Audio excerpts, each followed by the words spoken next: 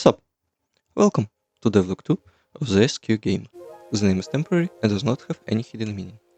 With your regular host, Chmazinko. Today, let's talk about enemies in our game, specifically about basic enemy types and their respective abilities. At its core, we can divide enemies into three different categories. Well, we can divide them into however many categories we want, but let's start with three. They are melee, ranged, and support. So, let's make them. Melee enemies are the most simple. They are your average low-paid grunts populating every video game ever. They don't do much, but it's honest work. Well, unless they are not. And they're not simple at all, but let's not talk about it for now. Let's focus on the simple stuff, like walking towards the player and hitting them. To do that, we need a character, a controller, blackboard, and behavior tree. Let's focus on the behavior tree, because that's where the magic happens. In reality, it's pretty simple. That's your guy, give him a sequence, and let him move to. Boom, now we have a walking enemy. But right now he doesn't deliver a punch. That reminds me of one anecdote. Do you know why I hate anecdotes without a punchline?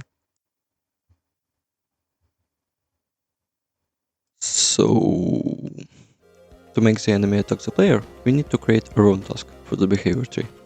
Without going into too much detail, the task tells our boyo to perform an attack. Our guy attacks by tracing a box in front of him and dealing damage to player if the latter stands in that box. And now, our underpaid grunt can perform his duty. Ranged enemies too are pretty self-explanatory. They basically do the same thing that melee units do, but like from range. And they also don't walk towards the player, but just hang around them while keeping respectable distance. To do just that, let's use the environment query system. We will ask it to find some reachable points around the player, then assign them a value depending on how close they are to enemy. Then we can choose a random point that is good enough and make our boy walk to it. We also need our guy to actually attack us from a distance. And since ranged enemies don't need to come closer to attack, we will use a service instead of a task.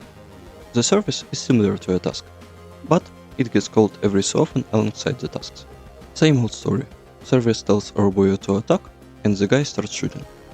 With some simple vector calculation, we can predict where the player will be when the projectile travels the distance to them. And we just make the enemy launch a projectile in that direction. And, last but not least, support. It should just chill somewhere near other enemies and provide them with buffs. We want ours to fly and heal his allies. Big thanks to Non-Static for making a free pathfinding plugin for flying bots.